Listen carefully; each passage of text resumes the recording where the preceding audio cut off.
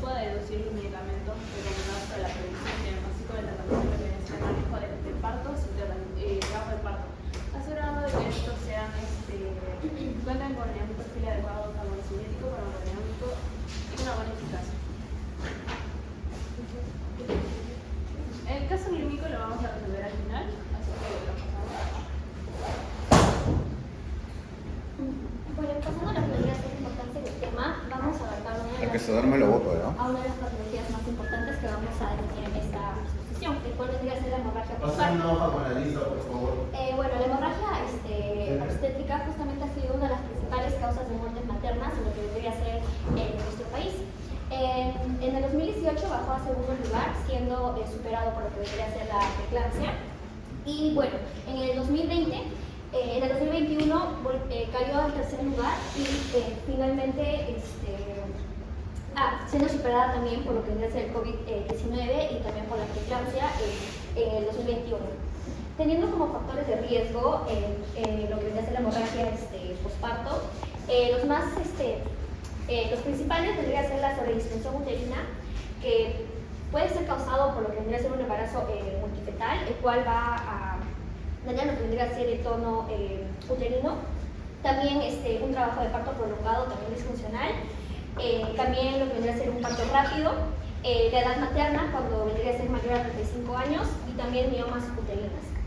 La causa más frecuente de la hemorragia obstétrica, que tiene mayor frecuencia y porcentaje, vendría a ser la hipotonía. Y bueno, asimismo, el gráfico del año 2020, en el año 2020 se puede apreciar que son las causas básicas de muerte materna directa las que vendrían a ser las que tendrían mayor porcentaje de mortalidad en lo que nacen las madres en nuestro país. Siendo justamente la hemorragia teniendo mayor porcentaje, y también lo que vendría a ser la enfermedad hipertensiva.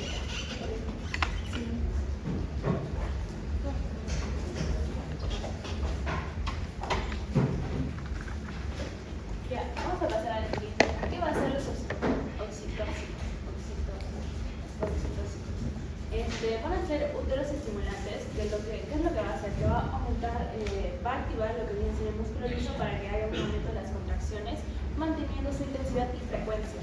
Esto principalmente va a ser indicado en inducción del trabajo de parto, para acelerar el trabajo de parto, inducir en caso de aborto terapéutico, también puede ser con el muerte fetal y necesitamos extraer el producto, y puede ser para impedir la feminidad postparto, que va a ser una de las complicaciones que va a ser la hemorragia postparto, se usa como primera línea de tratamiento.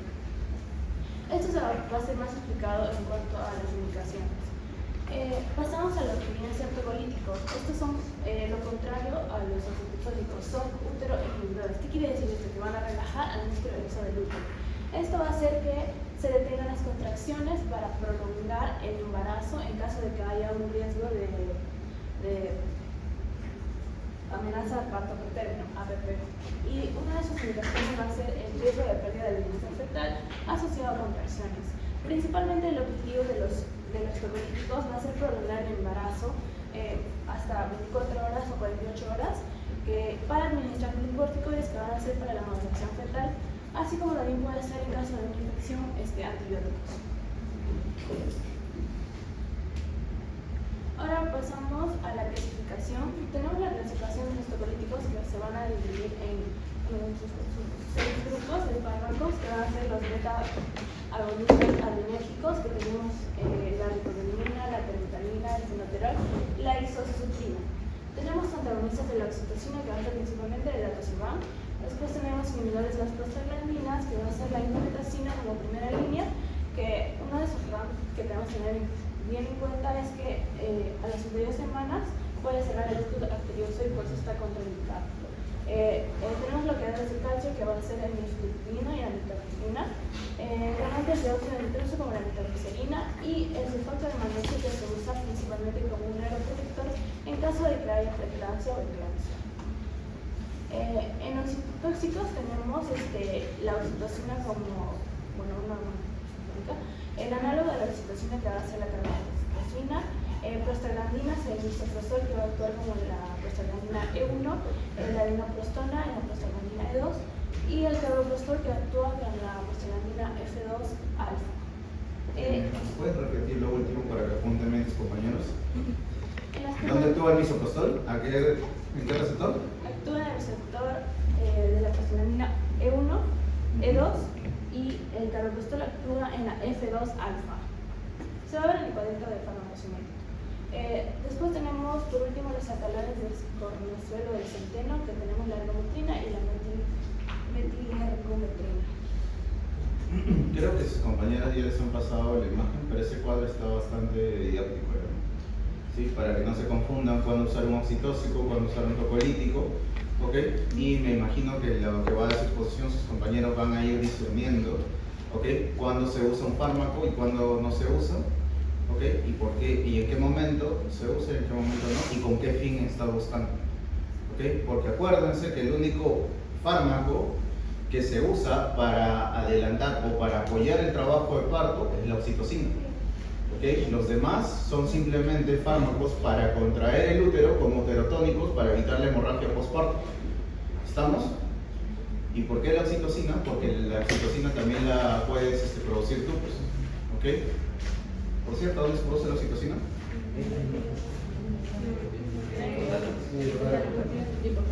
Se produce en el neurohipófisis. Se produce en el hipotálamo, ¿cierto? ¿En qué núcleo? Okay. Más paraventricular que supraóptico, ¿cierto? Mientras que la antidiurética más supraóptico que paraventricular, acuérdate, 80-20 la proporción. ¿Okay? Se produce en el hipotálamo, se almacena en la neurohipófisis y ahí también es donde se libera. Acuérdense que están acompañados siempre de una proteína muy importante que es la proteína neuroficina. La neuroficina 1 para la antidiurética, la neuroficina 2 para la oxitocina. Ok, continúo. ¿Por qué hace ese efecto?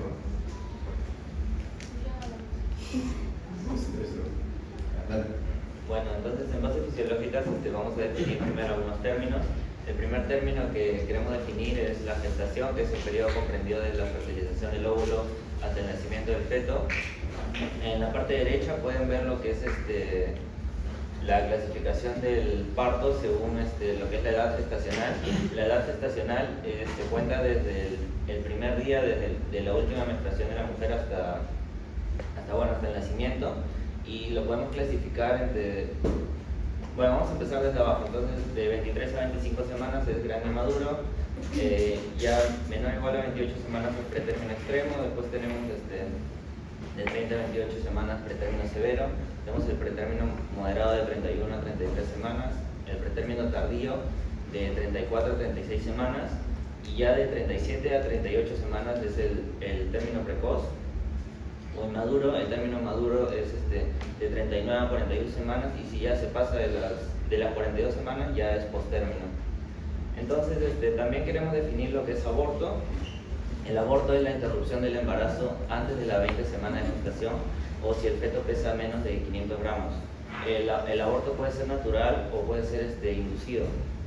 También vamos a hablar de fármacos que pueden inducir lo que es el aborto. Esta no es una clase de cómo abortar, por si acaso. También tenemos bueno, ya definimos el parto pretérmino y todas sus clasificaciones, es antes de las 37 semanas.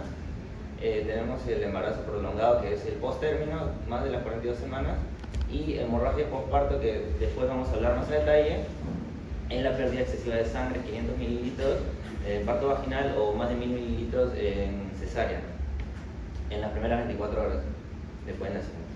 ¿Y qué es el alumbramiento? El alumbramiento es después del nacimiento, es cuando sale la placenta. Está en la siguiente PPT, si no me equivoco. ¿Por qué un gato?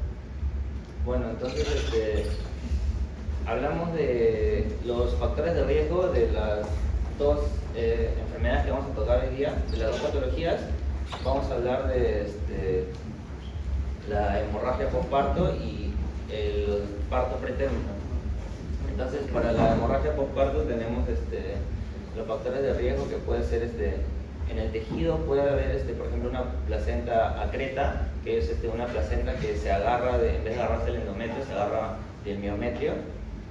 Tenemos la formación de coágulos, También puede haber hemorragia si hay alteraciones en los factores de coagulación. Puede ser congénita, enfermedad de von Willebrand, la hemofilia tipo A, tenemos la preeclampsia. También el tono, si hay hipotonía o atonía, puede ser por agotamiento muscular, ya si ha habido un parto prolongado o si es multípara. Y también coriamnionitis, si tiene fiebre, por ejemplo. ¿Qué es la coriamnionitis? Es la inflamación de la placenta.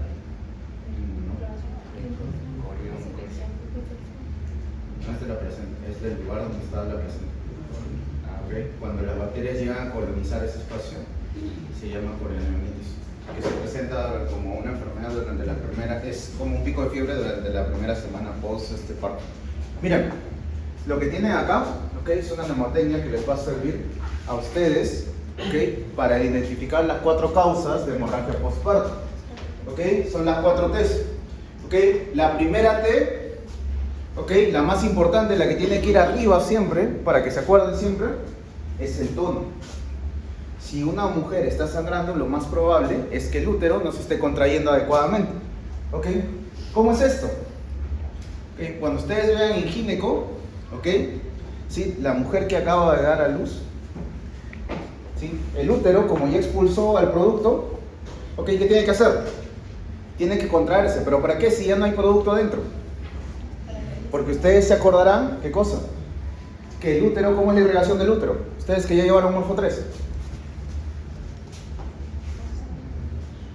Tienen las arterias espirales, luego vienen las arterias rectas, luego viene ¿quién? Las arterias arcuatas, ¿ok? ¿Sí? Y luego viene, ¿rama de quién es la arteria uterina? ¿Rama de quién es? Dios mío. ¿Okay? Entonces, para que dejen de sangrar, sobre todo las arterias espirales, el músculo que tiene que hacer, porque pasan a través del músculo las arterias espirales, ¿cierto? ¿Qué tiene que pasar? Contraerse, pues, para aplastar las arterias y estas dejen de sangrar. Y si tú tienes una atonía, ¿eso qué quiere decir? Que el útero no se está contrayendo, ¿qué va a pasar? La paciente va a seguir sangrando. Por eso la primera T en la que tienes que pensar cuando ves a una paciente sangrando es T de tono. ¿Ok? Luego, ¿qué vas a ver? La T de tejido. ¿Por qué, doctor? Porque si hay algo que has dejado tú al momento de dar a luz, ¿sí? Si hay algún tejido, alguna partícula pequeña, ¿ok? Que esté acá, el útero no se va a contraer, por ende, va a seguir sangrando. ¿Ok? ¿Estamos bien? ¿Sí? ¿Y qué tienes que hacer? Le haces una ecografía o de repente le puedes hacer un degrado, ¿ok? Es más, cuando ustedes entren a una cesárea, van a ver que una vez que ya sacaron al parásito, ¿ok? El ginecólogo literalmente va a poner el útero encima de la pancita de la mami, va a coger una gasa, la va a envolver en sus guantes y va a limpiar el útero así como si fuese una bolsa de basura. ¿Ok? ¿Para qué? Para evitar que queden restos, pues. ¿Sí? Literalmente va a coger no me acuerdo cómo se llama esa pinza, ¿ok? La levanta y tiene que ver que no haya restos. Y si no, le da otra pasada con la gasa. Y luego recién lo cierra y lo vuelve a meter en la pancita de la mami. ¿Ok? Sí, se van a trabajar, soy bien maleado lo que es. ¿Okay? Y es más, cuando lo suturan es bien feo.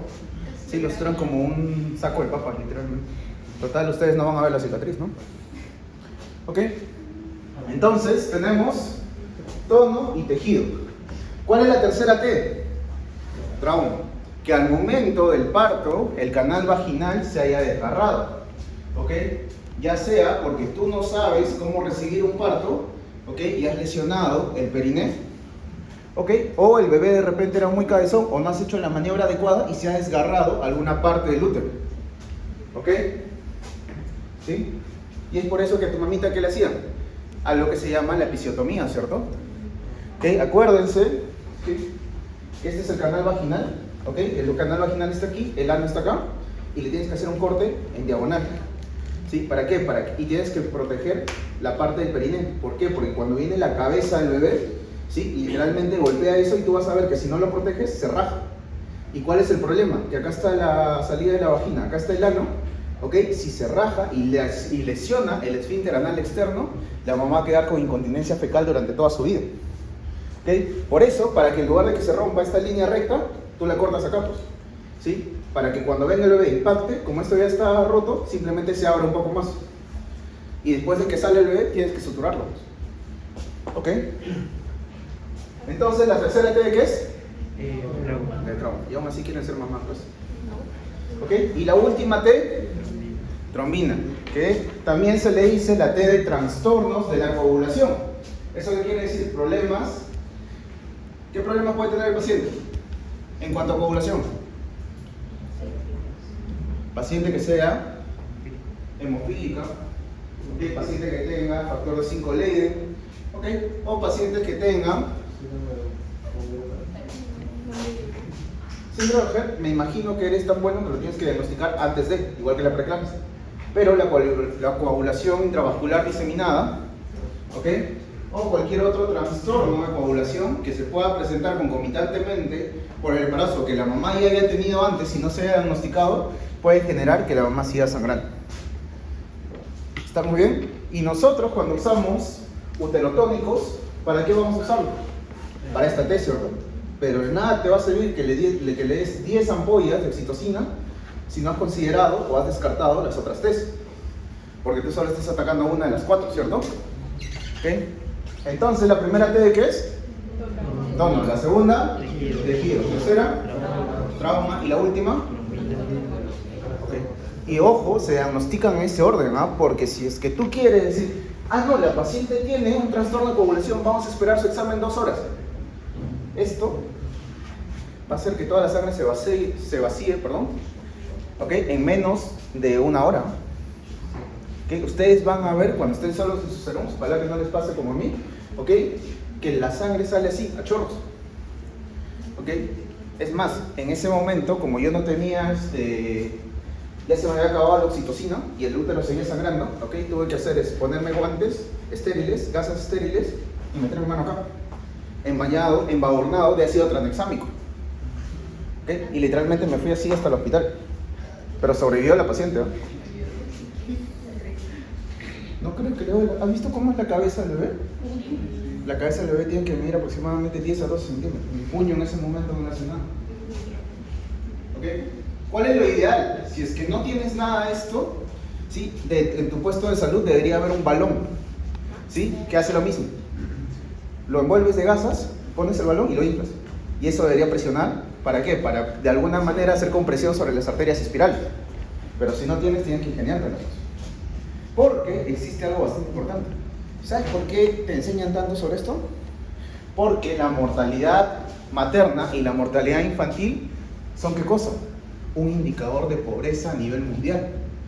¿Eso qué quiere decir? Que si se te muere a ti una gestante, vas a tener que ir de tus serums hasta la provincia principal a decirle a todo el mundo por qué se te ha muerto la gestante.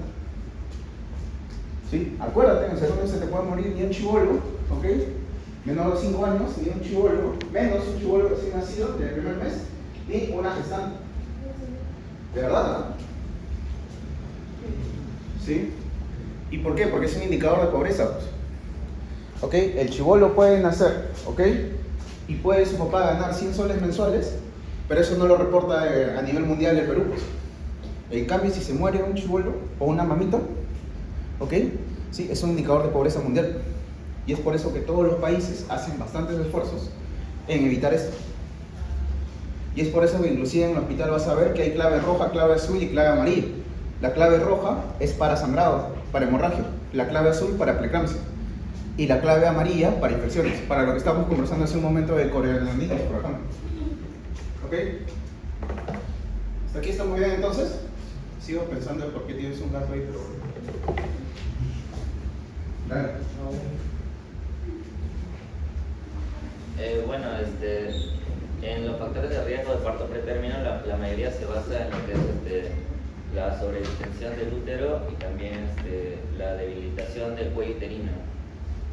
Y entre ellos tenemos, por ejemplo, en los obstétricos tenemos la historia del parto pretérmino previo, antecedente de aborto segundo trimestre, tenemos embarazo múltiple, la sobredistensión uterina, alteraciones vasculares, tenemos en los maternos tenemos cirugía cervical, por lo que les estaba mencionando, que debilita lo que es el cuello uterino,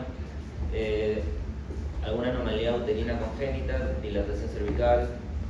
En sociodemográfico tenemos el tabaquismo, el bajo IMC, tenemos el estrés materno, por ejemplo, y en otros mecanismos incluye también lo que es infecciones y senescencia celular. Siguiente. Y bueno, esto es de lo que estábamos hablando. Voy a explicar lo que es las etapas del parto. Básicamente tenemos en la etapa 1 que dice fase latente y fase activa. Lo que va a pasar en la fase latente y la fase activa, lo que va a cambiar es las contracciones y el tiempo entre contracción y la dilatación de lo que es el cuello uterino. En la fase latente tenemos que las contracciones son aproximadamente de 5 a 20 minutos y el cuello uterino se dilata 3 o 4 centímetros. Luego en la fase activa vemos que ya la dilatación ahora es 4 a 6 centímetros y las contracciones se vuelven más largas y frecuentes. Entonces ya pasan de 3 a 4 minutos. Y luego en la fase de transición tenemos que el cuello uterino está de 3 a 5 centímetros y se dilata completamente a 10 centímetros. ¿Sí? Bueno, eso es lo que estamos viendo. Esa es la dilatación cervical y el tiempo en horas. Ya hablamos de la fase latente y de la fase activa, y vemos cómo en la fase activa la dilatación cervical aumenta hasta la fase de desaceleración y luego ya posteriormente la expulsión. Siguiente. Entonces acá tenemos lo otro que estamos hablando. La etapa 2 va a ser donde la mujer ya va a sentir que tiene la necesidad de empujar para que el bebé salga. También en la etapa 2 vemos lo que es el coronamiento, que es cuando la cabeza del bebé ya se visualiza en lo que es el orificio de la vagina, como se puede ver ahí. Y dice que la segunda etapa es más corta que la primera, puede llevar entre 30 minutos a 3 horas en una madre primeriza. Y en la etapa 3, luego de que ya hubo el nacimiento del bebé, tenemos lo que es el alumbramiento, que es la eliminación de la placenta, que ya habíamos hablado. Ojo, de verdad me olvidaba. Cuando ustedes tengan que recibir la placenta no se jala. ¿Ok? ¿Por qué? Porque si tú jalas, ¿qué va a pasar? Puedes desgarrar, ¿cierto? Es más, cuando tú saques la placenta, ¿ok? Vas a tener que contar, ¿cómo se llaman esas estructuras que parecían pompones? Tienes que contar cotiledones y tienes que revisar que cada uno de los cotiledones esté entero. Si falta un pedazo, ¿sí? Te vas a preocupar. ¿Por qué? Porque es la T de tejido. ¿Sí? Literalmente, ¿sí? Ni bien nace el bebé, si es que les toca atender un parto, ¿ok? ¿Sí? Yo lo hice en el internado, ¿no? O sea, en el Cerum no atendía partos, ¿ok? ¿Sí? Vas a tener que solo tensionar el cordón umbilical, tensionarlo, no jalarlo, ¿ok? Y hacerle masajitos al útero para que lo vaya soltando, acá, ¿sí? Y la placenta se va desprendiendo de a poquitos, ¿sí? ¿Ok? ¿Qué más tienes que saber? Que en la fase latente, ¿ok? ¿Vuelve el toque, por favor? Antes, ¿ok? Ahí la siguiente, ¿ok? ¿Sí? Parece bonito, ¿cierto? Parece simple, pero hay mujeres, y pregúntenle a sus mamitas cuánto se demoraron ustedes en nacer, ¿ok? ¿Sí? Para que dilates hasta 4 y entres a la fase activa, ¿ok? Las primerizas se pueden demorar hasta 20 horas. Y en esas 20 horas no es que estés tranquilita, estás con dolores, ¿ok? ¿Sí? Contracciones bastante fuertes, ¿sí? Por ejemplo, en la sala de partos yo he escuchado a una mamá primeriza diciendo, por favor, mátenme, porque este dolor es inhumano, ¿ok? O sea, para que vean y tengan idea de cuánto es la cuantificación del dolor, ¿ok? Es más, la cantidad de endorfinas que ustedes liberan en el parto, ¿ok? Es impresionante. Tanto así que, ¿te acuerdas que dije el corte hace un momento? ¿Sí? Ya, ese corte normalmente a veces lo hacen sin anestesia. Y la mamá no le duele, no siente. Es más, le duele más después cuando está suturando, cuando ya le he puesto anestesia. ¿Ok? Y a medida que la mamá tenga más hijos, esta fase se hace cada vez más rápida, ¿sí? Por eso es que cuando ves una multípara en sala de emergencias, ya te estás alistando. ¿Por qué? Porque ese bebé prácticamente sale corriendo. De verdad, ¿sí? Sale muy, muy rápido. ¿Okay? Mientras tú te estás poniendo los guantes, la mamá ya está coronando el bebé. ¿Ok? Esa es una gran diferencia entre una primi y una multigesta. ¿Ok? ¿Por qué? Porque en la multi el útero ya sabe cómo es su trabajo, en cambio en la primi recién lo está conociendo. ¿Ok? Obviamente todo esto lo estamos hablando a partir de qué? Del parto natural, el pipí o el autóxico, ¿cierto? Que necesaria es otra jarana. Dale. Ya, bueno, también es importante entender la contracción del músculo liso porque recordemos que el útero, el miometrio, que es mayoritariamente es músculo liso y va a ser el que va a trabajar en el proceso de parto. Entonces, si ven en la primera imagen tenemos que, es lo que ya habíamos hablado en la clase de laboratorio, tenemos que por los canales de voltaje dependiente de tipo L entra el calcio. Luego el calcio se une a la calmodulina y el complejo calcio-calmodulina lo que va a hacer es activar a la MLSK y la MLSK lo que va a hacer es fosforilar a la miosina. Entonces la miosina fosforilada va a estar activa y la miosina fosforilada se va a unir a la actina y eso es lo que va a hacer la contracción muscular. Por el otro lado vemos en la relajación que entra el óxido nítrico y va a hacer que el GTP se vuelva GMP cíclico. Ese GMP cíclico va a estimular a lo que es el MLSP y lo que va a hacer es desfosforilar esa miosina, entonces la va a volver inactiva y es lo que va a causar la relajación. En el otro gráfico es lo mismo que he explicado, pero lo he añadido porque acordémonos. ¿En qué momento se da el chispazo de calcio? El chispazo de calcio es cuando entra calcio por el canal tipo L y del retículo sarcoplásmico. ¿Y cómo se llama la entrada de ese retículo sarcoplasmático? Es el receptor de renina. ¿Qué número? 3. Ok. Es el receptor de renina tipo 3. Acuérdense, ok. Y que está acá, ok, es el canal de calcio tipo L, ¿cierto? Acá estamos. Ok. ¿Sí? El canal de calcio tipo L va a hacer que entre calcio. Este calcio a su vez va a generar estimulación del receptor de renina tipo 3. ¿Okay? Y va a hacer que se libere calcio del retículo endoplasmático o retículo sarcoplasmático porque estamos en músculo. ¿Okay? Cuando se unen el calcio del intra y el calcio del extra se produce el chispazo de calcio y este chispazo de calcio es el que genera realmente la unión de calcio con calmodulina. ¿Okay? Siempre que piensen en músculo liso, por favor acuérdense del chispazo de calcio. ¿Okay?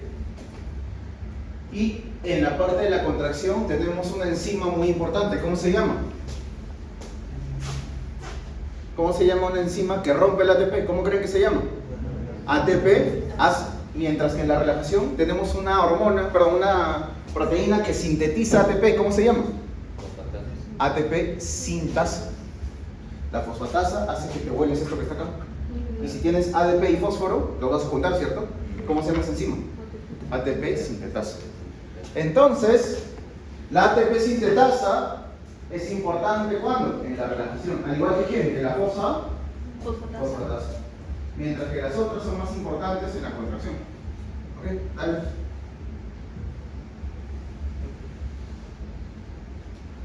Bueno, ahora vamos a explicar lo que vendría a ser la fisiopatología o también los talleres terapéuticos de lo que es el parto prematuro. Bueno, es importante mencionar que el parto prematuro es la primera causa de mortalidad neonatal. Porque genera lo que vendría a ser una disfunción anatómica y también funcional del neonato, ocasionando distintas patogenias, y el cual el principal o el más importante vendría a ser lo que es la membrana hialina. Asimismo, el parto prematuro se va a clasificar dependiendo a la etapa gestacional. En el caso de que sea menor a 28 semanas, se le podría denominar como una prematuridad extrema. Entre las 28 y 31 semanas sería un parto prematuro severo. Entre las 32 y 33 semanas, una prematuridad moderada, y entre las 34 y 36 semanas, un parto prematuro límite leve. También es crucial de que justo en la semana 34, si es mayor a la semana 34, va a haber un mejor pronóstico de que hay una maduración pulmonar. En el caso sea menor a 34 semanas, va a ser lo contrario, va a ser un pronóstico en el que se va a definir de que no va a haber una maduración pulmonar correcta. Bueno, pasando a las principales causas o etiologías de lo que es el parto prematuro, vamos a tener a la sobredistensión uterina, que va a afectar lo que vendría a ser más que nada el tono muscular del útero, a la infección uterina, donde vamos a abarcar lo que vendría a ser la corioamnionitis, y también lo que vendría a ser la hemorragia desigual o también el exorroplacental. Bueno, explicándolo cada uno de estas causas, vamos a tener primero lo que vendría a ser la hemorragia desigual. Bueno, lo que va a pasar es que va a haber una sobreexpresión de lo que vendría a ser el factor tisular, lo que nos va a conllevar a que haya un incremento, una activación de la trombina. Una vez dado esto, la trombina se va a unir a lo que vendría a ser los receptores de proteasas, específicamente el PAR1 y el PAR3. Entonces, justamente al haber esta unión, va a haber dos incrementos o dos estimulaciones. Uno va a ser que va a estimular vías de señalización que van a ser inducidas por la MAP quinasa RK1 y 2, el cual lo que va a hacer es de que va a inhibir lo que vendría a ser la función de la progesterona, y también lo que va a hacer es que va a aumentar lo que vendría a ser las metaloproteinasas y también citocinas, en específico la interleucina 8, al igual que la COX-2. En el caso de las metaloproteinasas, justamente van a ser enzimas que se van a encargar de degenerar lo que vendrá a ser la membrana fetal, el cual nos va a llevar justamente a una ruptura temprana de esta misma. En el caso de la interleucina 8, justamente para que haya mayor infiltración de los neutrófilos, y la COX-2 para que haya un incremento de lo que vendría a ser la prostaglandina F2 alfa, el cual que va a ser el principal, que va a incrementar la contracción uterina. Bueno, en el caso de que haya cambios en el microbioma vaginal, que va a ser justamente producido por una coriadermitis, va a haber la liberación de ciertas citocinas, más que nada va a estar la interleucina 1 beta y el factor de necrosis tumoral. Esta van a generar los mismos efectos que la hemorragia desigual, el cual también va a inhibir lo que vendría a ser los receptores de progesterona y también va a incrementar lo que vendría a ser las proteasas, la interleucina 8 y también la COX-2. En el caso de que haya un estrés materno o fetal, va a haber un incremento de lo que vendría a ser los receptores de glucocorticoides y asimismo va a haber el incremento de la hormona la hormona liberadora de corticotropina. Al ver un aumento de justamente esta hormona, va a inducir a que el proceso de parto sea prematuro. Y asimismo, la activación de lo que vendría a ser el receptor del glucocorticoide va a inducir a que la proteína FKBP51 también limite lo que vendría a ser la actividad de lo que es el receptor de progesterona. Y bueno, finalmente, para pasar a lo que vendría a ser la sobredistensión uterina patológica, va a haber, lo que va a hacer es de que va a estimular los receptores de oxitocina, incrementando los niveles de calcio intracelular y justamente incrementando la contracción uterina. Y asimismo también va a estimular las liberaciones de citocinas y también de la COX-2, lo que nos va a llevar a que haya un aumento de la prostaglandina F2 alfa y, como ya lo había mencionado, una contracción uterina.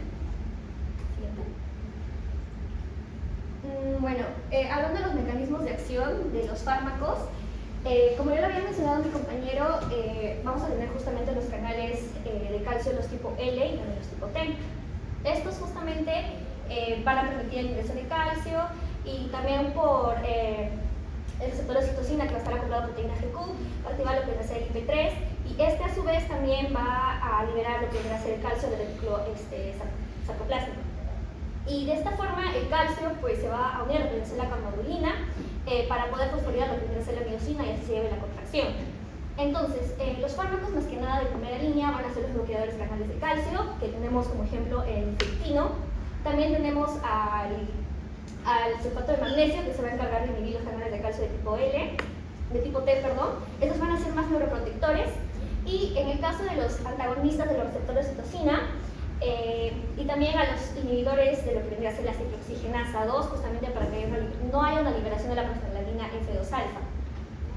También vamos a tener a lo que vendría a ser los beta-2 agonistas, los cuales van a estar justamente acoplados a lo que vendría a ser proteína GS, el cual por medio de la adenosiclasa va a aumentar lo que vendría a ser el ATP cíclico, aumentando a su vez lo que es la proteína quinasa A, y de esta forma va a inhibir la fosforilación de la miosina, el cual va a hacer que no se genere una contracción y se dé un efecto contrario, que es la relajación. Y finalmente tenemos a los donadores de óxido nítrico, que van a ser justamente resultado de los nitratos. Estos también por vía del GMP cíclico va a aumentar la proteína quinasa y también va a inhibir lo que vendrá a ser la fosforilación de la miosina. Y también asimismo inhibía lo que vendría a ser la liberación de calcio reticulosarcoplasmático, lo cual iba a disminuir los niveles intracelulares de calcio y así también se generó la contracción. Sí.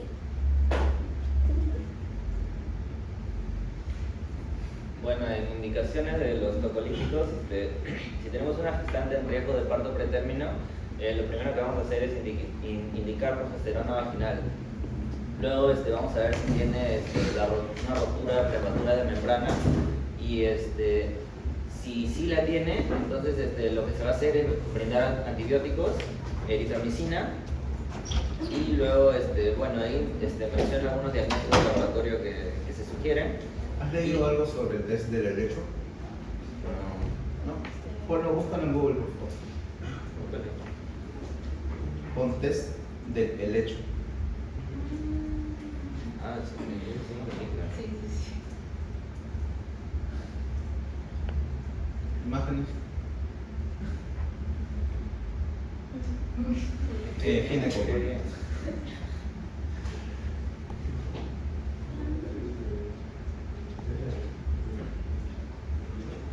Ok, miren, ¿no?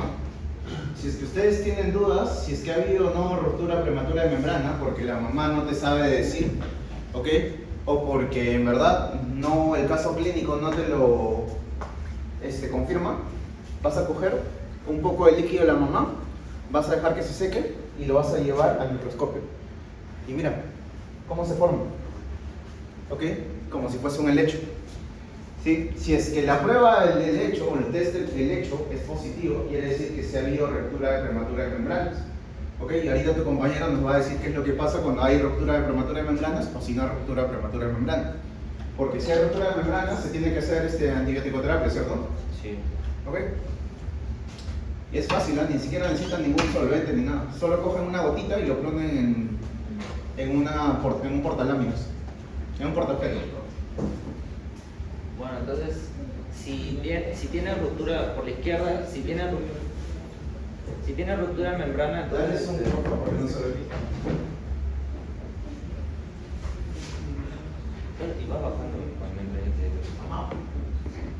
Ya, entonces, si tiene ruptura de membrana, por acá por la izquierda, lo que se va a hacer es darle antibióticos, ahí dice eritromicina.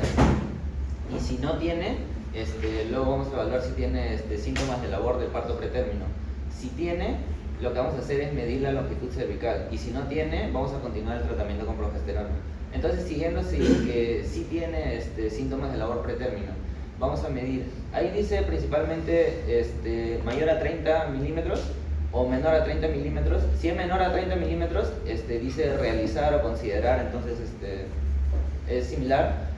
Si es mayor a 30 milímetros, vamos a seguir con el tratamiento con progesterona, pero si es menor, vamos a dar a las gestantes entre las 24 y 33 más 6 semanas, le vamos a dar corticosteroides, terapia tocolítica y sulfato de magnesio, pero sulfato de magnesio le vamos a dar si ya tiene el parto pretérmino establecido o ya está planificado en las 24 horas. Y bueno, ¿Qué le das corticoides? le das corticoides para la maduración. ¿Cómo así? Si no me equivoco, ayuda en la maduración de los pulmones. Ya, pero ¿qué hace? ¿Qué produce? Surfactante. Ok, ¿a través de qué células? Neumocito tipo 2. ¿Y para qué sirve el corticoide? ¿Cómo es que el corticoide libera surfactante? Principalmente se administra lo que es dexametasona y dexa y dexa, que son de acción prolongada. Si bien son inmunosupresores, ¿Saben por qué es importante que el mocoso llore cuando nace? Porque se ve cool. Porque si está llorando el mucoso, se está estresando, ¿cierto? Y si se está estresando, ¿qué está liberando? Cortisol. ¿Cómo que corticoides? Oye. Cortisol. El cortisol es la hormona del estrés. ¿Qué es lo que estás haciendo internamente cuando el chibolo va a nacer, pero necesita madurar el pulmón? Generarle, entre comillas, estrés al paciente. ¿Para qué? Para que su surfactante aumente, lo mismo que pasaría en un paciente que acaba de nacer. Y es por eso que le dan corticoides. ¿Ok? Sé que ustedes producen corticoides. Ya bueno, entonces nos quedamos que igual si si seguimos con el tratamiento de antibióticos, igual se maneja como parto pretérmino. Ya entonces nos quedamos que el manejo como parto pretérmino es corticosteroides, terapia tocolítica y sulfato de magnesio. ¿Sí? Ya, entonces acá dice de los corticoides lo que le vamos a dar es dexametasona intramuscular y le vamos a dar betametasona también intramuscular. Ahí dice recomendación fuerte a favor. ¿Quién se da cada 24 y quién se da cada 12? La dexametasona intramuscular se da 6 miligramos cada 12 horas hasta completar 4 dosis. Ajá. Y la betametasona intramuscular se da 12 miligramos cada 24 horas hasta completar 2 dosis.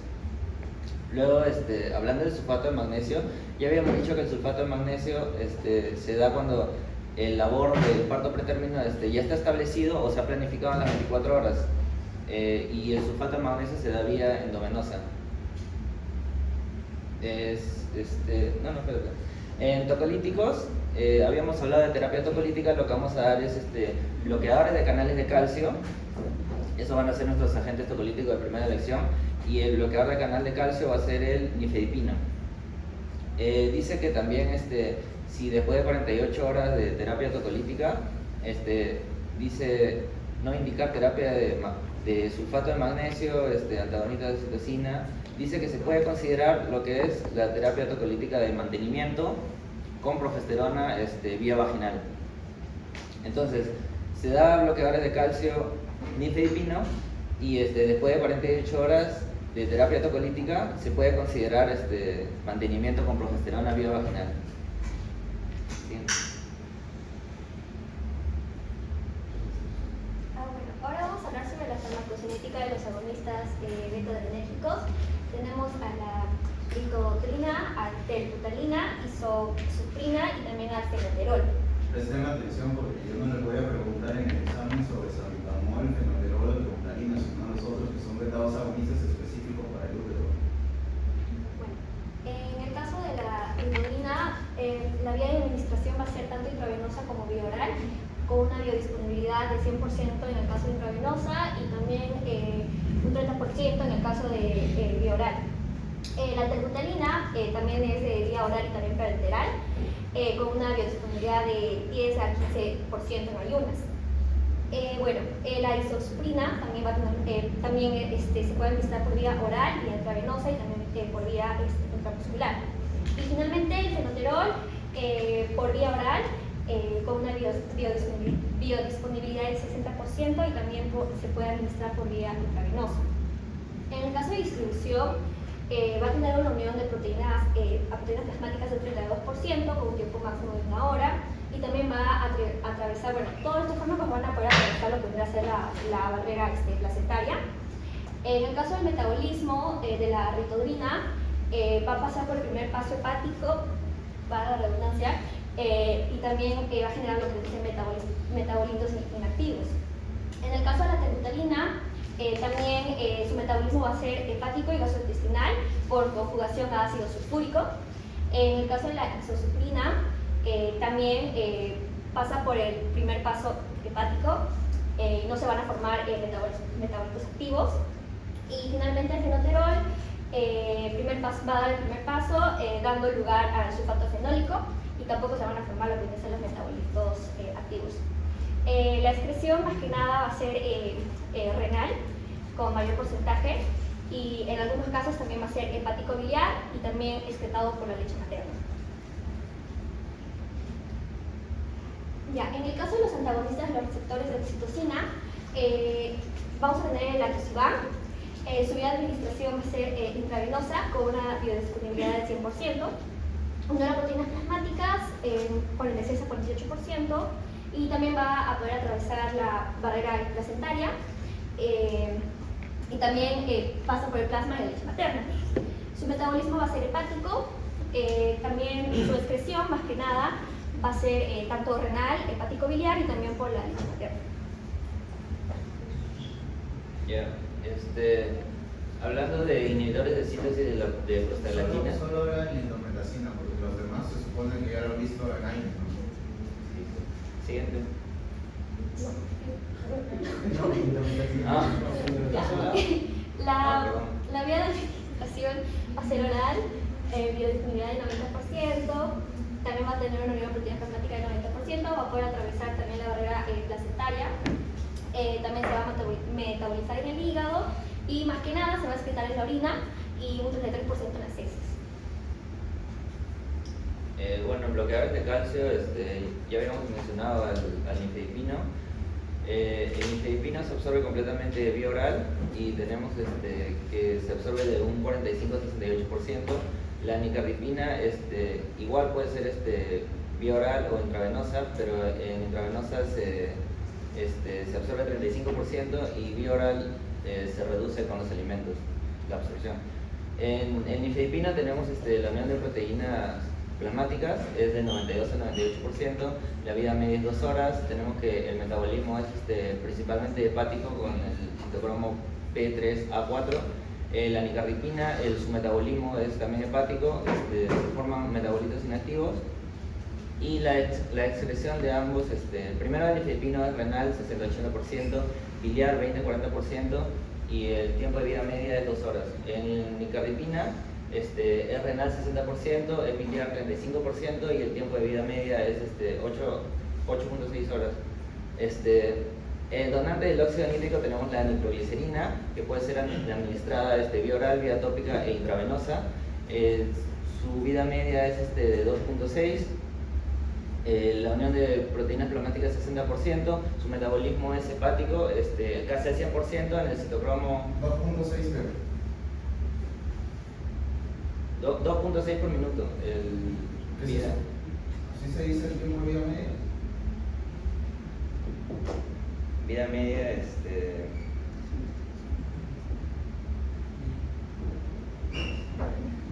profe, me acaba de ir. 2.6 minutos, pues acuérdate que la nitroglicerina volatiliza rápido. No, 2.6 por minuto. Siguiente. A ver qué hay aquí. Pasamos a seguridad, por favor, para hablar de los ROMs.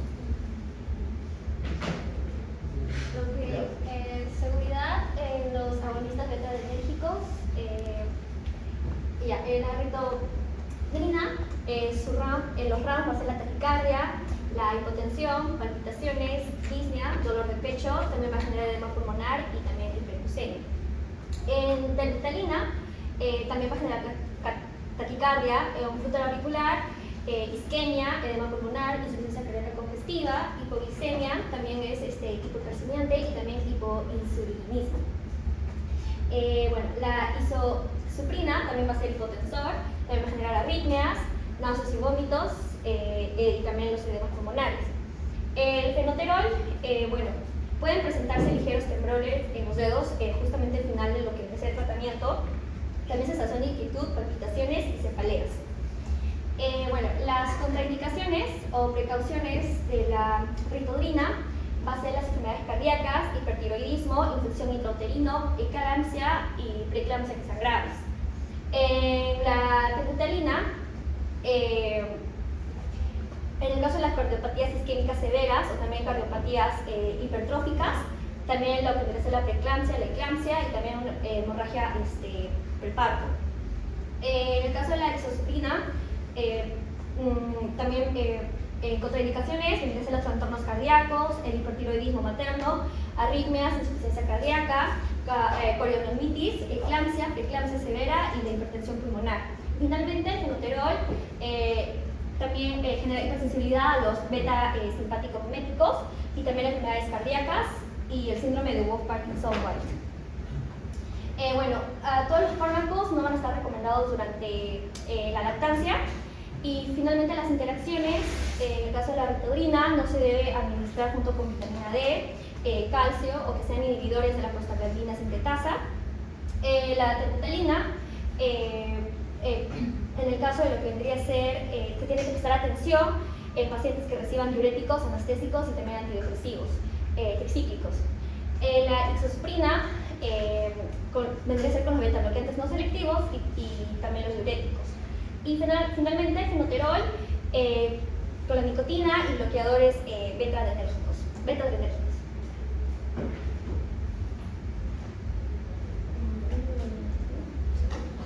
Bueno, en el caso de lo que vienen a ser los antagonistas de los receptores de oxitocina, en el atosiban, el RAM va a generar una atonía uterina como principal RAM, también hiperglucemia, las náuseas, cefalea, taquicardia, hipotensión, rubor y también vómitos. Las contraindicaciones es la ruptura prematura de la membrana, también la frecuencia cardíaca fetal anormal y también hemorragia uterina preparto. ¿Qué significa eso que dice registrado de interacción?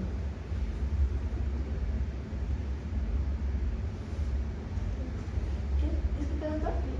Ahí en el atosiban donde dice interacciones dice registrado de interacciones. ¿Qué significa eso?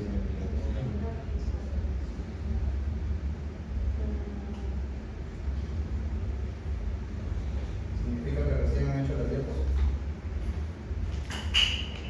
¿O es que no se ha registrado interacciones? Que no creo, ¿no? Todos los fármacos tienen interacciones.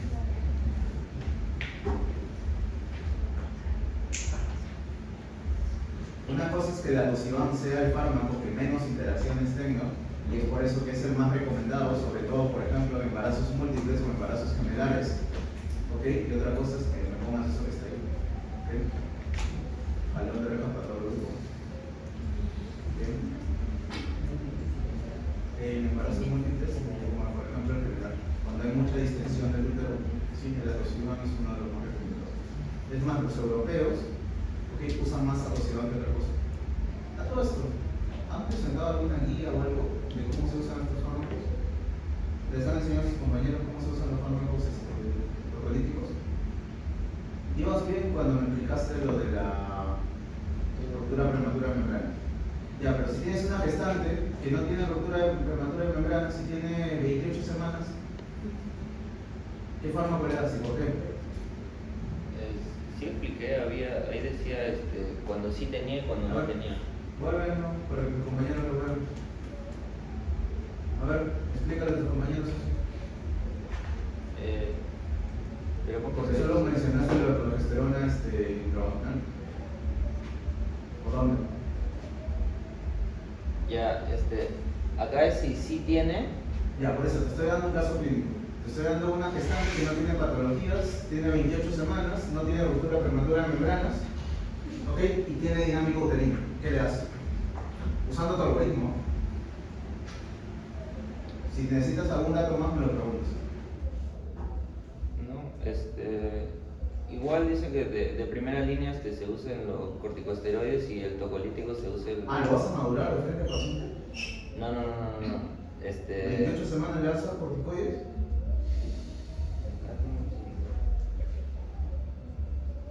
Se usa No, pero eso es la efectividad clínica, no es una guía. Les dije siempre, lean guías. En este caso que hubiese leído, leer una guía de manejo de parto pretérmino, ¿cierto?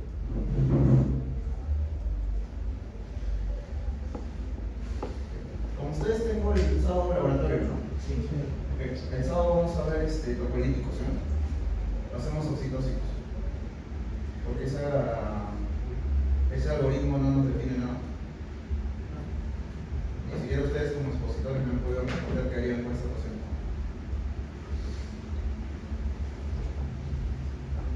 Y me imagino que para oxitóxicos se han leído una guía de manejo de hemorragia postparto. Quiero creer eso.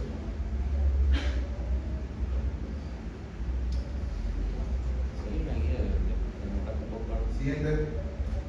Pasamos a oxitóxicos, por favor.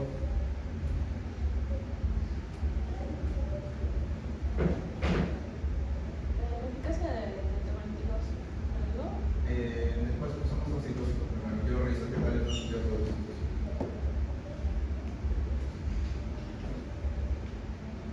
Dale.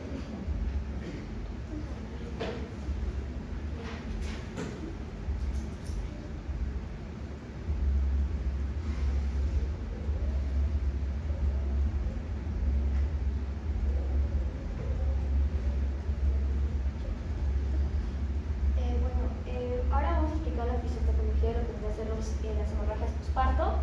Es importante recordar lo que viene a ser el 4T, el cual se va a dar el tejido, los trombos, el tono y el trauma. ¿se acuerdan cuál era el principal de los 4 test? Justamente, más que nada, es de 70% que tiene mayor frecuencia lo que es el tono.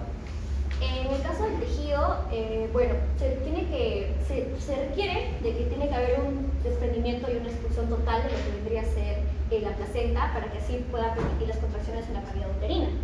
Entonces, si hay un retraso en la expulsión de lo que vendría a ser la placenta o hay una salida incompleta de lo que es la placenta, estas se van a quedar retenidas dentro de lo que vendría a ser la cavidad uterina de la gestante. Por ende, va a impedir a que haya contracciones completas del útero y también va a impedir el sello de los vasos sanguíneos internos. En el caso de trombos es justamente fundamental lo que vendría a ser la fibrina más que nada, porque estas van a alimentar lo que vendría a ser el sangrado posparto. Entonces, si hay un desprendimiento de placenta o la paciente tiene lo que es la preeclampsia, va a haber un daño a lo que es el tejido fetoplacentario y también va a haber un daño endotelial generalizado.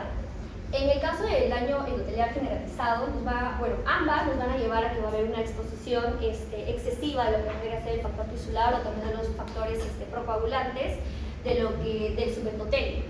Entonces, lo que nos va a llevar a distintas patogenias, como vendría a ser la coagulación intravascular diseminada, el cual de por sí va a haber un aumento, una sobreexpresión del factor tisular, pero esto va a llegar a desgastar lo que vendría a ser la trombina. Por ende, también nos va a llevar a un deterioro de la coagulación materna. Y también tenemos, por otra parte, lo que vendría a ser las coagulopatías, que ya son preexistentes, que vendría a ser la enfermedad de von Willebrand.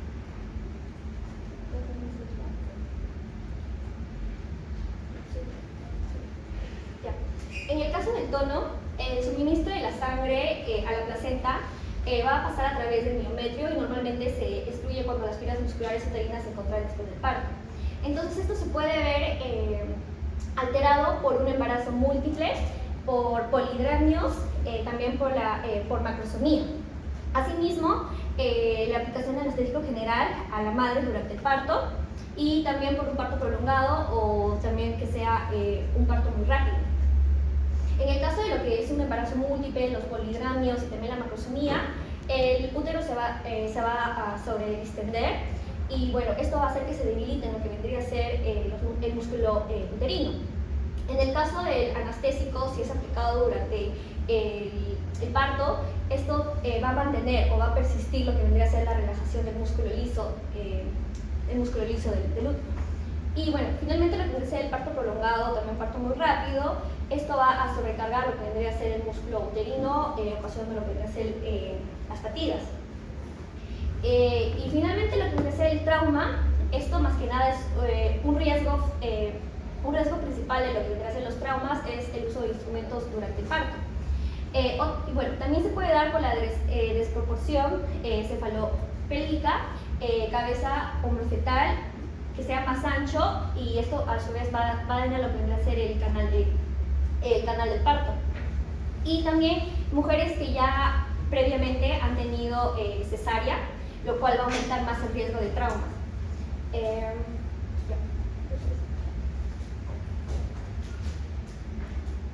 Y bueno, finalmente como un resumen, tenemos justamente los 4 T's. El tono, que se va a dar por una sobredistensión uterina, un agotamiento muscular, coriomitis, que es más que nada por una infección bacteriana. En el tejido, si es que hay una cirugía ya hubo una cirugía uterina previa. También por los traumas, que se puede dar por una inversión uterina, desgarros del canal de parto y la rotura o dehiscencia uterina. En el caso de la trombina, se dividen en congénitas y también las adquiridas.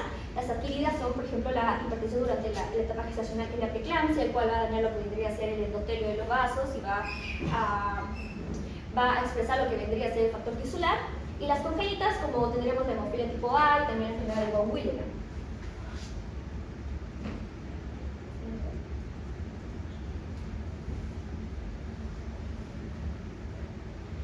Bueno, ahora vamos a tener el mecanismo de acción. ¿Eso no fue lo que conversaron en el otro gráfico? Sí, pero más que nada estamos aquí con lo que ofrecen las prostaglandinas. Ah, tipo de prostaglandinas. Sí. Ok, hazle énfasis en eso, por favor. Ya, en el caso vamos a tener las prostaglandinas, más que nada, como ya lo había mencionado, el principal va a ser el F2-alfa, el cual se va a encargar de la contracción del útero por medio de lo que vendría a ser el IP3, el cual va a estimular la salida de calcio por medio del retículo sarcoplásmico. Asimismo, lo que vendría a ser la oxitocina y también la prostaglandina 2-alfa van a estimular lo que vendría a ser el potencial de acción de la célula, de esta forma aperturando lo que vendría a ser los canales de calcio y estos aumentan a nivel intracelular. Entonces, esto se una a lo que vendría a ser la carbimodulina y de esta forma fosforir en lo que vendría a ser la miocina y también se ve lo que vendría a ser la contracción. Más que nada. Ese gráfico es más para tocolíticos que oxitóxicos. Porque mira, estás dando antioxitóxicos, estás dando beta-2, estás dando progesterona. Que por cierto, cuando hablaron de tocolíticos no hablaron de la acción de la progesterona. Y ahí está el gráfico. ¿Ok?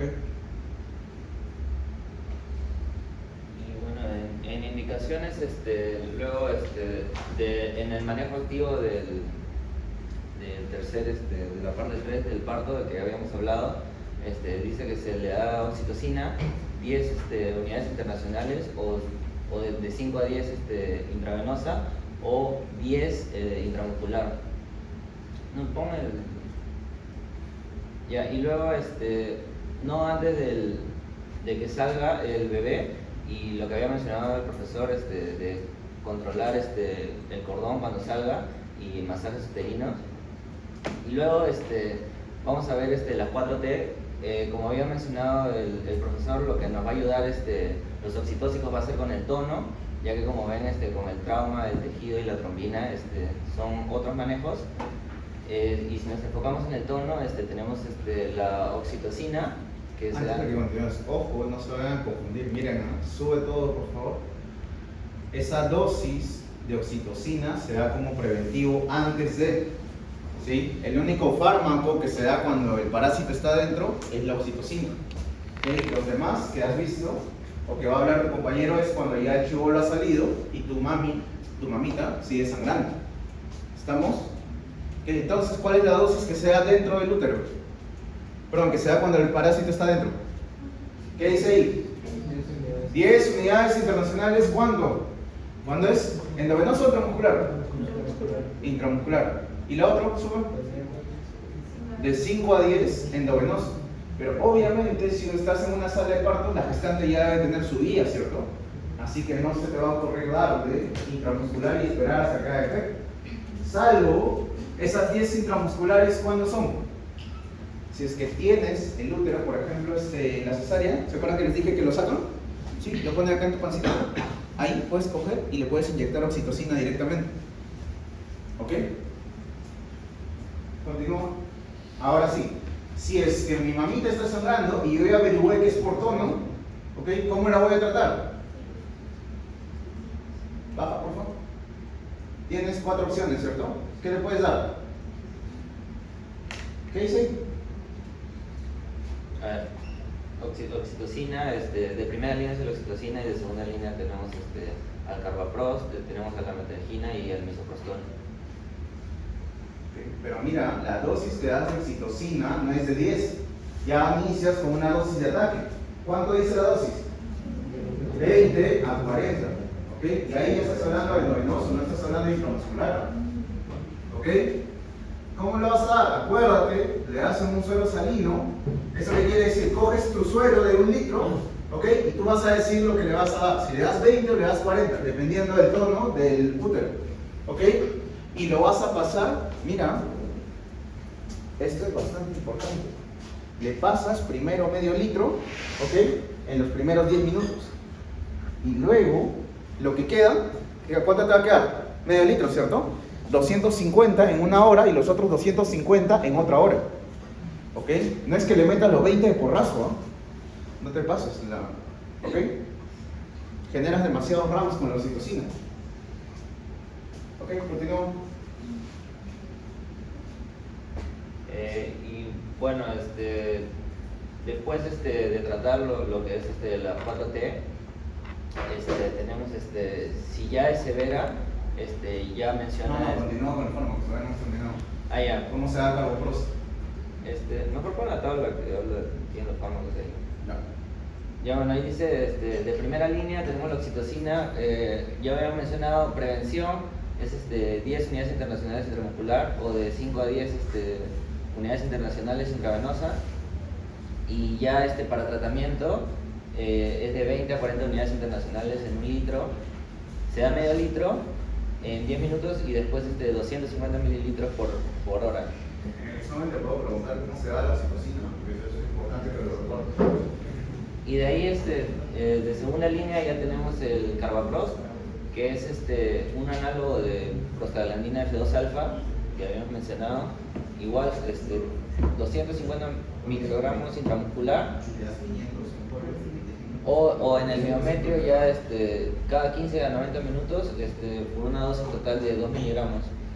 Tenemos la metilergonovina, que es 0.2 miligramos intramuscular y se repite cada 4 horas. Y tenemos el misoprostol, que es un análogo de prostaglandina E1, que también en prevención lo tenemos como 600 microgramos vía oral, y ya cuando es tratamiento es de 800 a 1000 microgramos vía rectal, o 600 a 800 sublingual u oral. Por ejemplo, cuando están en una cesárea, ¿saben cuál es la función del interno aparte de ver toda la cirugía? Colocar el misoprostol. ¿Y por qué colocar el misoprostol? Porque se pone intrarectal. ¿Ok? Esa es la función del interno. ¿Okay? Y miren, por favor, miren, ¿qué dice? En prevención, ¿cuál es el único que se usa? ¿Vale? ¿Y qué te dice abajo sobre el misoprostol? Solo cuando no hay oxitocina. ¿Ok? Y como tratamiento sí se puede usar cualquiera de los 4. ¿Okay? Recuerden que en el S3 se les puede preguntar parecido. Luego no se estén quejando. Después no estén dando oxitocina, perdón, no estén dando carbopros cuando el parásito está ahí. ¿Ok? Y para que uses misoprostol de frente, tienen que haber 2 criterios. Uno es el bishop, que me imagino que lo han puesto por ahí, si no lo vemos el sábado. ¿Ok? Y el otro es ¿cómo se llama esto? Que no haya oxitocina. Te tiene que decir tal cual que no hay oxitocina en el caso clínico para que uses misoprostol. ¿Ok?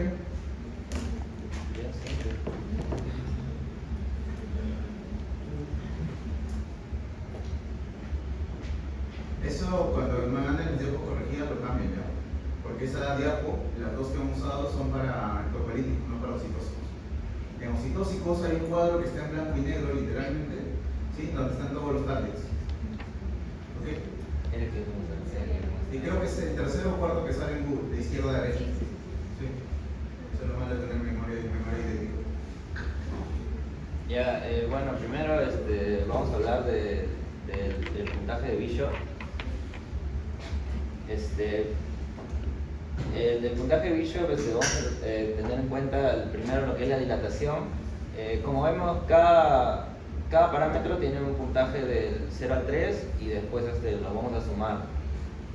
En dilatación en centímetros, si está cerrado de 0, si es de 1 a 2 centímetros el puntaje es 1, si es de 3 a 4 el puntaje es 2 y si es mayor o igual a 5 el puntaje es 3.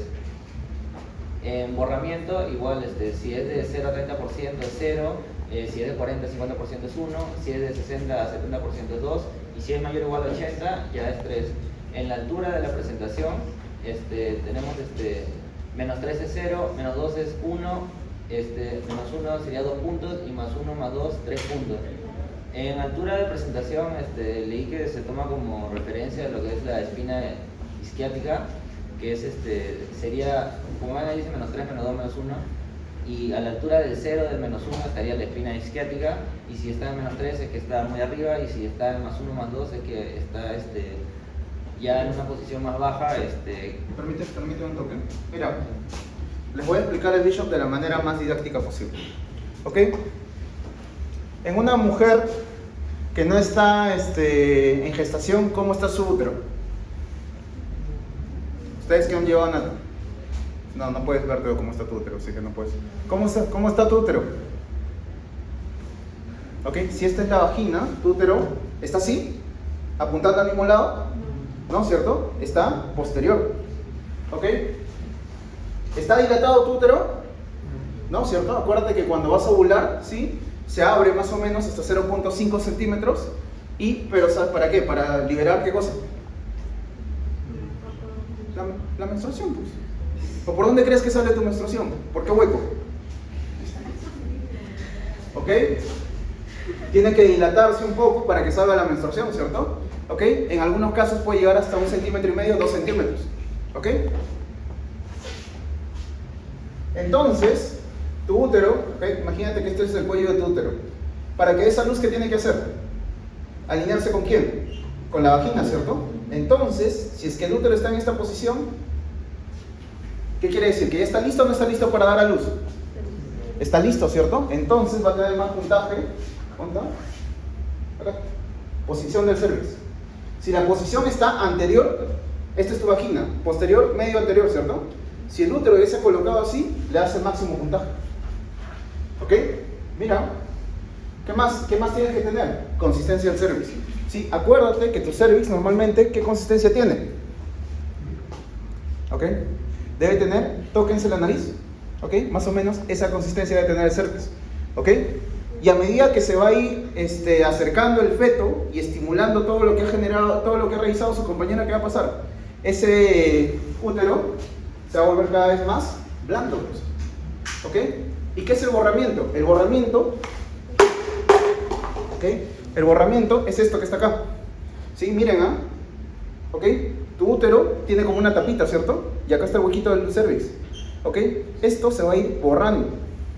Se va a ir desapareciendo. ¿Por qué? Porque la consistencia se está haciendo más blanda. ¿Y por qué? Porque se va a estar dilatando. Pues. Entonces, la consistencia del cervix, mira, blando, que está anterior, tú ya tienes un máximo puntaje de 2. ¿Ok? Y de aquí arriba el máximo puntaje es 3. ¿Cuánto se tiene que borrar? Todo, ¿cierto? Tiene que borrarse el 100% para que salga el parásito. Ok, mira, con tapita, 100%, 0. Ya se borró todo, está más suavecito. ¿Ok? ¿Qué más? Se tiene que ir dilatando. ¿Hasta cuánto tiene que dilatar para que nazca el parásito? 10 centímetros, ¿cierto? Más o menos esto. ¿Sí? Aunque no crees, así se dilata tu útero o tu canal vaginal para que salga el parásito. ¿Ok? Y por último, ¿qué más? De nada te sirve todo esto si es que el parásito no baja, pues. Entonces, la posición de la cabeza del neonato también influye, ¿cierto? Del feto, perdón. ¿Sí? Si es que está muy arriba, menos 3 centímetros, y va a ir bajando. Si es que ya está encajado o está por lo menos prominente con respecto al cuello uterino, ¿ok? Si está en posición +1 o +2, se da el máximo puntaje. ¿Qué es lo más importante de esta escala? ¿Cómo se llama esta escala? Bishop, ¿cierto? El valor importante es, ¿cuánto es? 6, ¿cierto? Ok, vamos acá. ¿Ok? ¿Por qué? Ok, en el examen no te voy a poner para que calcules la escala de Bishop, pero sí te voy a dar un Bishop calculado, porque en base a eso vas a tomar la decisión de qué haces con la paciente. ¿Ok? Te puedo dar en el examen un paciente con Bishop 3, un paciente con Bishop 7 o un paciente con Bishop 5. ¿Ok? Y ahora tu compañero nos va a contar qué es lo que se hace con ese Bishop. Dale. Bueno, un paciente ideal para el parto, para inducirle el parto, bueno, nos dan unos requisitos, ¿no? Evaluar la calidad del desenlace perinatal, una evaluación. Olvídate de eso, gineco. Vamos de frente al Bishop. Ok, entonces, si el Bishop es mayor a 6.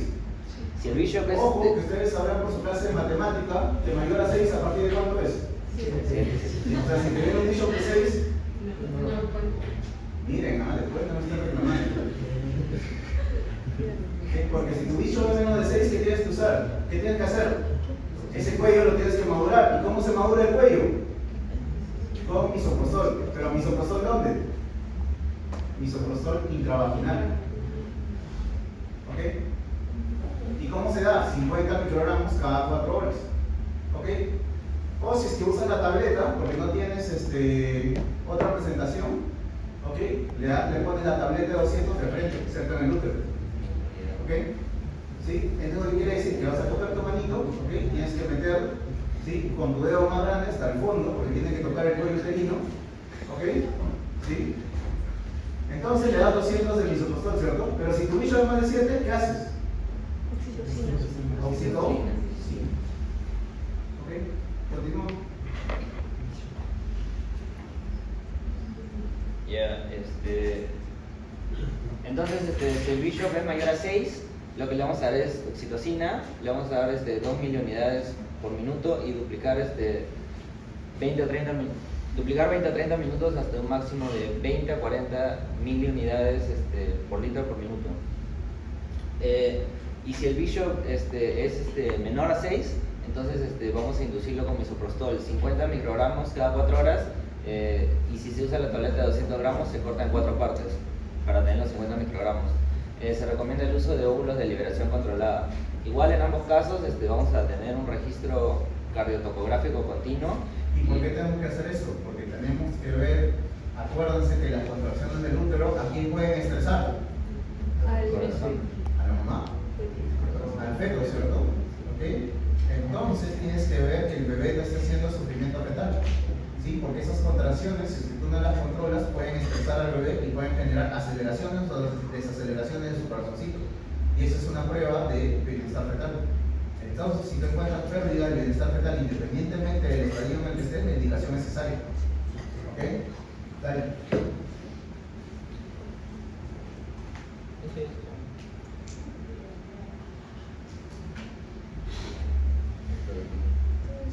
¿Y cuándo usas carbetocina? ¿Cuándo usas metilarguanolina? ¿Y cuándo usas ergometrina? O los tres se pueden usar en cualquier momento. ¿Han leído? Pasan los rams, por favor. Seguridad. ¿Ok? ¿Cuál es el RAM de cada uno para tener en cuenta, cierto? Porque de acuerdo a eso nosotros vamos a dar fármaco. ¿Yo lo digo? Oxitocina, bueno, a dosis elevadas tiene una acción similar a la hormona antidiurética. En la madre vamos a tener cefalea, taquicardia, bradicardia, bueno, náuseas y vómitos. En el feto vamos a tener hiponatremia y también dice asfixia y muerte. En la carbetocina, anemia, bueno, náusea, dolor abdominal. Carbetocina, principalmente en casi todos los oxitotóxicos vamos a tener lo que son vómitos y náuseas. Siempre están presentes y también la hiponatremia. En contraindicaciones, en la carbetocina tenemos la preeclampsia y eclampsia. La diferencia entre esas es que la preeclampsia va a ser la elevación de la presión arterial sistólica mayor a 140 y sistólica mayor a 110. Y la eclampsia viene a ser las convulsiones. Siempre en ese caso de eclampsia se va a dar un neuroprotector que va a ser el sulfato de magnesio, que ya se habló. En lo que viene a ser embarazo y lactancia, va a estar contraindicado en el embarazo y en el parto antes de la educación del niño y tampoco en la inducción. Es verdad, en los tiempos de topolíticos han puesto todo el perfil farmacocinético, farmacodinámico del sulfato de magnesio. No lo he visto. ¿Sí? Sí, está. Entonces, ¿cuál es el rol principal del sulfato de magnesio?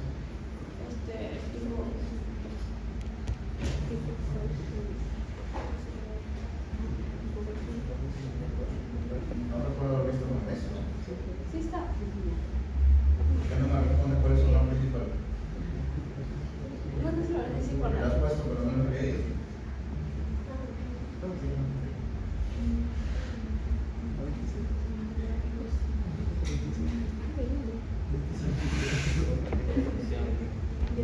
Es la ley 47.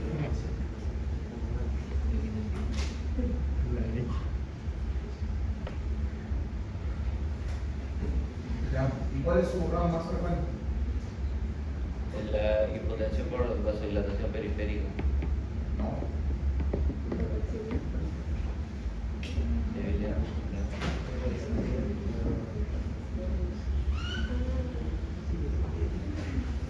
Hipocalcemia, ¿no soy yo? Hipo, hipo. Hipo. ¿Y qué pasa en la hipo? Es la baja de... ¿Cómo vas a evaluar que tu gestante no sea intoxicado por sulfato de magnesio?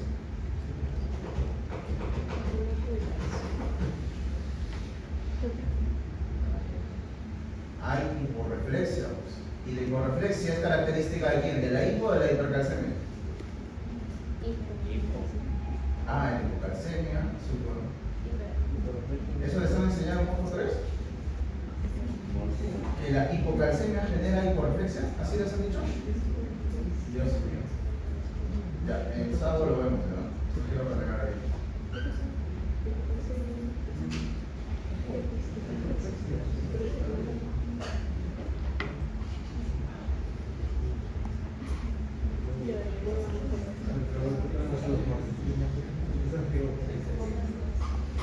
En interacciones, la principal diferencia entre la oxitocina y la carbetocina es que la oxitocina tiene una vida media más corta y esta tiene una acción más prolongada, que dura 1 hora.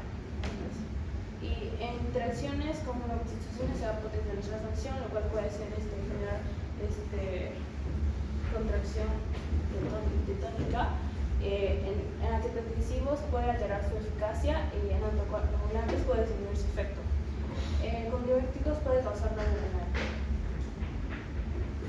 En el caso de lo que viene a ser las prostaglandinas, tenemos la dispepsia, flatulencias, prurito, anorexia, ansiedad y mialgias que vienen a ser el dolor de los músculos.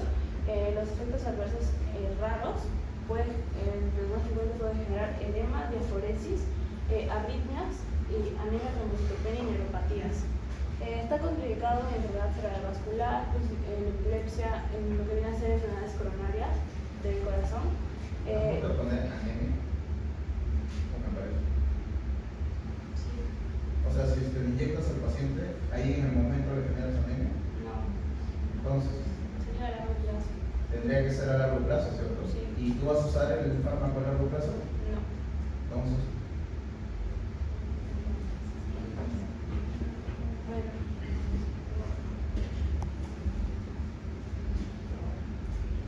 Ya, o sea, si te pongo una paciente con anemia en el examen, no le das ese fármaco, porque le vas a generar más anemia.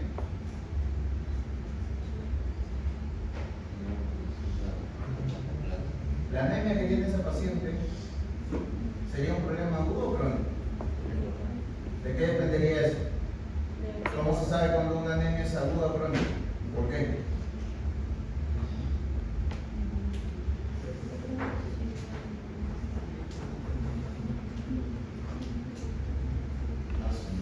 Por los niveles de lepsidina. Ya, puede ser. ¿Pero qué más? Si tienes una paciente con anemia micro hipo,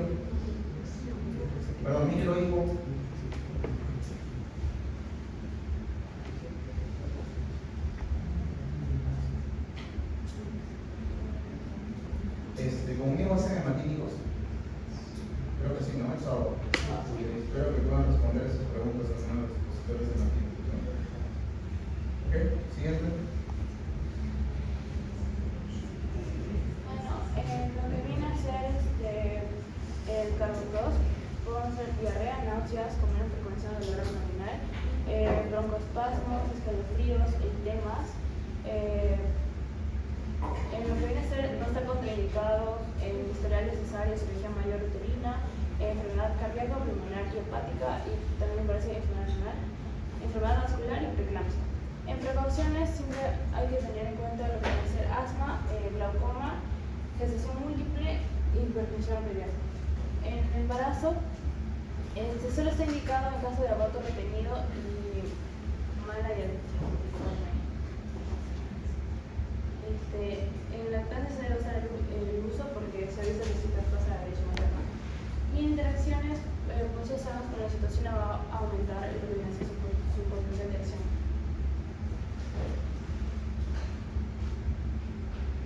Después tenemos a lo que viene a ser a los alcaloides de corteza de centeno, que tenemos la ergometrina que va a generar náuseas, vómitos, hipertensión arterial, dolor abdominal, isquemias o espasmos musculares, así como también broncoespasmos. Va a estar complicado en embarazo, niñez uterina, primaria, secundaria, vasculopatías, y tenemos que tener en cuenta precauciones en lo que vienen a ser siempre en enfermedades cardiovasculares, renales y hepáticas. Lo que viene a ser la metildometrina puede generar. Vamos a empezar sobre el clínico. Ok. Eficacia. No, tu caso mismo. Ahora vamos a ver si ustedes mismos pueden resolver. Bueno, tenemos un paciente de 23 años que ingesta, que va a ser la primera vez que va a tener rulípara con curso de gestación normal, ingresa cursando con de 39 semanas por dinámica uterina, se encuentra un periodo activo de parto tras 5 horas y 34 minutos, pares espontáneamente un varón, 1.100 gramos, índice de agarre de 10, impulsión placenta espontánea. A los 15 minutos de su ingreso, avisan por sangrado mayor a lo normal. El médico lo evalúa, lo cual hace superior a los 50 miligramos, lo cual ya es un indicativo de hemorragia postparto. Entonces es trasladado a los paritorios para la investigación con anestesia, se realiza sondaje vesical, revisión de herida de episiotomía y, bueno, básicamente todos se encuentran normales y tras la investigación se sospecha de inversión uterina incompleta de primer grado. Por lo que se le realiza la inserción del útero mediante la maniobra de Harris, que es utilizando los deditos. También se hace taponamiento de uterino, que el doctor ya lo había mencionado, que es con una bolsa para que el útero vuelva a, funcione lo que vienen a ser las arterias. El sondaje permanente como fue ley y a pesar de lo anterior, la hemorragia no cede, por lo que se procede a maniobra de Huntington y se resuelve la inversión, pero sigue sangrando, lo cual entra un shock hipovolémico. Entonces, ¿qué medicamentos y tratamientos deberían administrar inicialmente para tratar lo que viene a ser la uterina? En este caso podría ser la oxitocina, pero también podría ser su análogo, que tiene un efecto mayor. Entonces, ¿cuál le das? Oxitocina de primera línea. Oxitocina de primera línea. A una paciente que está chocada. Pero si no le damos oxitocina, se puede pasar a lo que viene a ser las prostaglandinas. ¿Sabes por qué es tan complicado tu caso? Porque ni siquiera lo pensaron. Todas esas maniobras que se hacen son para que literalmente coser el útero para que deje de sangrar. ¿Sí? ¿Eso qué quiere decir? Que el paciente ya recibió o asumes que ya recibió oxitocina y que no ha funcionado. ¿Ok? Ya, entonces, ¿cuánta oxitocina le darías? De frente le da lo que es tratamiento, ya 20 a 40 unidades de ¿Escoges 20 o escoges 40? Pero, o sea, estamos sospechando que lo hizo antes de hacer todas esas maniobras. No sé, tu caso clínico está así tal cual. Tú dime. Ya, entonces se le daría